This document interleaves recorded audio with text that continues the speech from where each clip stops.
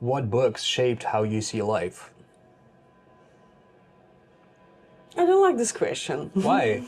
Because I don't know, books didn't shape. Sure they did. Everything shapes you. Every single My thing. experience shaped how I see life, you know? How is reading a book not an experience? Okay.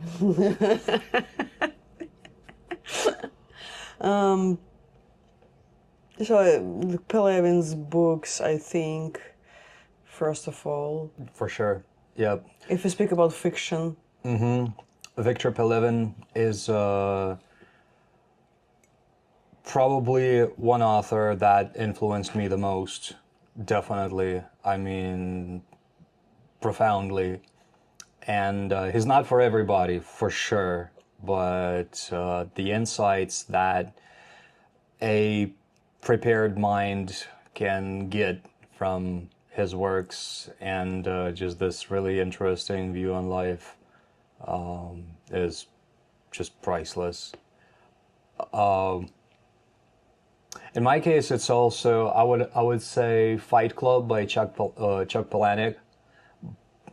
Although it's probably I've read some other works of Mr. Palahniuk, but not to call him a one-hit wonder or anything, but most of his other stuff is just fucked up. But Fight Club for sure, it's shaped how I see life a lot. And together with that, I would say The Brave New World by Aldous Huxley, as far as fiction goes, and 1984. Yeah, that unfortunately also shaped how I see life and how I'm seeing some parts of the unfolding reality. I like books about history. I mean, like, for example,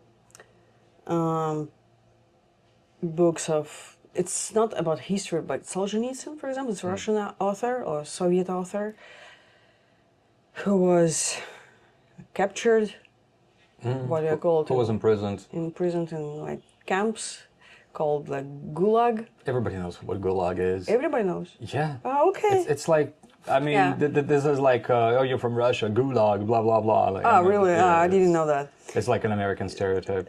So Solzhenitsyn's books, for sure. But I wouldn't say it shaped how I see life, but I think Good. it gives me a perspective. Just another point of view for like that period On of that Russian, period, yeah. of Soviet history. Also, I would like to add, as far as fiction goes, The Lord of the Flies is an interesting one that I actually read it in high school back in the U.S. That's one of the good things that I took from American high school, and also going back to Russian classics, a lot of Leo Tolstoy's works, particularly what is wrong with me today? The Death of Ivan Ilyich. That's a really good one. Yeah. You gave that one to me Yeah. to read, Yeah. and I'm really thankful to you. Yeah, for Russian classic authors, they gives you what I wanted to say, that at some point it maybe they don't shape how you see life, but they give you like another perspective. You shape how you see life. I mean, it's like your own mind, like mental pathways shape how you see life and your own reaction to the author's works. But this can be summarized into this question, what books shaped how you see life? I mean, if you take this question apart, like if you really expand it, it's going to be what books caused you to rethink some of your existing values and some of your current worldviews that enabled you to change your own outlook on life. Remarks. Remark. Remark for Yeah, sure. Eric I've Maria read Remarque. everything. I've read like every single book of Remark. But I need a break when I read Remark, so like 3 books in a row, then I need a break because it's too much drama.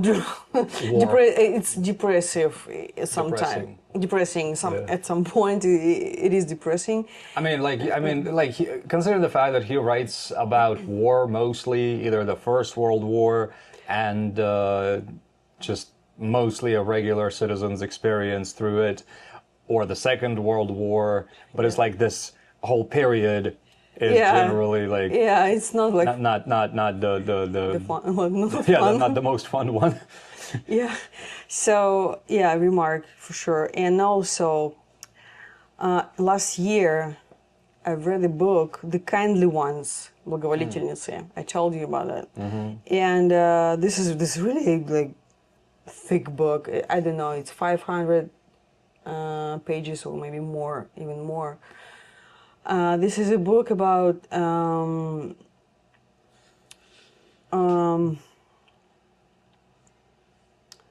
about it's hard to say. It's written at имени. Oh, it was written, or it is written. It is written From the perspective of Nazi офицера нацистского. officer. Nazi officer, yeah, and like everything they done, like all those horrible things from his perspective, and it's quite interesting. And from historical point of view, it's pretty precise. Pretty accurate. Pretty accurate. Yeah. Yeah. So, like, I would recommend to read it. Yeah. And then, there's a lot, honestly. There's a lot of books. We're both avid readers, and a lot of books shaped how we see life. I would say mostly fictional works shaped how we see life specifically. Nonfiction mostly shaped how we navigate through life sometimes. Certain parts of nonfiction, like your mentor's book. Будильник. Yeah. The alarm clock. I don't think it's. But it's not fiction. No, I was talking about I see. nonfiction at this point. If you were paying attention to what we're saying. But yeah, your mentor's book. I don't think it was translated into any other languages. It's a pretty small piece. It's called The Alarm Clock, and it's just about, let me put it this way, tuning your own filters on how reality can be seen, or through which reality can be seen, and just the fact that they are very changeable, kind of like that. And then there's a book that I really like a lot. It's by a Japanese neurosurgeon, How to Forget Forgetting. That was the Russian translation of the title. His name is Takashi Tsukiyama, I believe. His Japanese. That was a really interesting one. What about Kiyosaki? Kiyosaki, yeah, Rich Dad, Poor Dad, for sure. That was, at this point, that book is also kind of a stereotype, but it's a very good view on the way the financial world works and how much fiction do we all really live in, including the fact of countries, the fact of money. It's all fiction, of course. I prefer fiction book, so I generally prefer fiction books. so I didn't read much nonfiction much. I do read them. Even Atomic Habits. Atomic Habits, that's a good book. I haven't read it.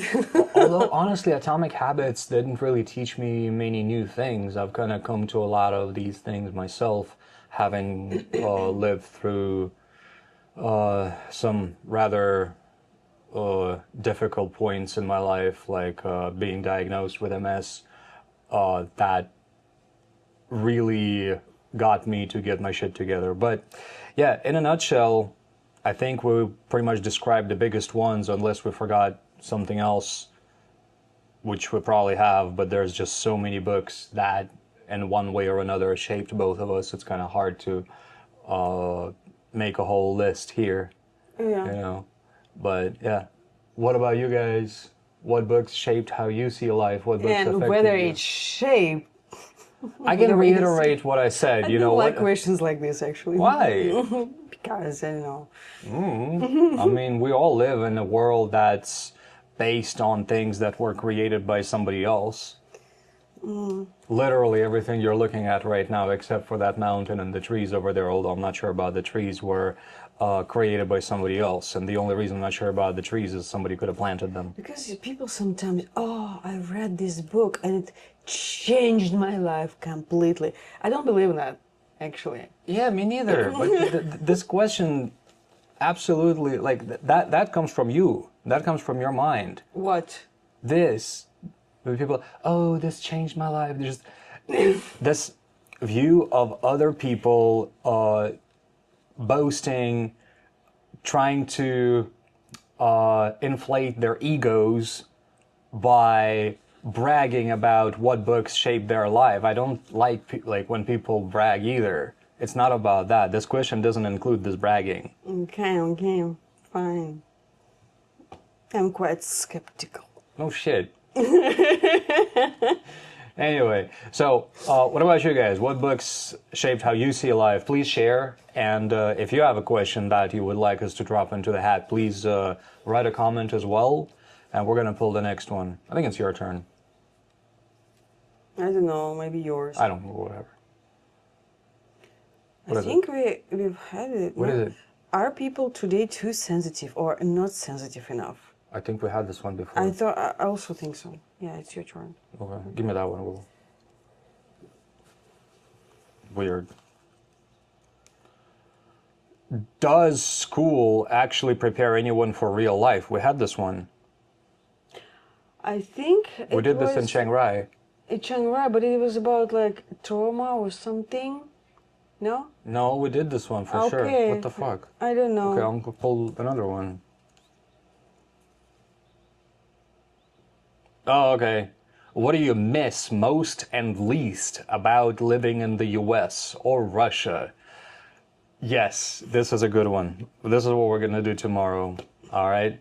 So, anyway, thank you very much for watching, guys, and please don't forget to give this video a like and subscribe to the hat for more randomness until we run out of the questions, which is very soon, and we'll have to come up with new things, which I already mentioned what it's gonna be. Anyway, thank you.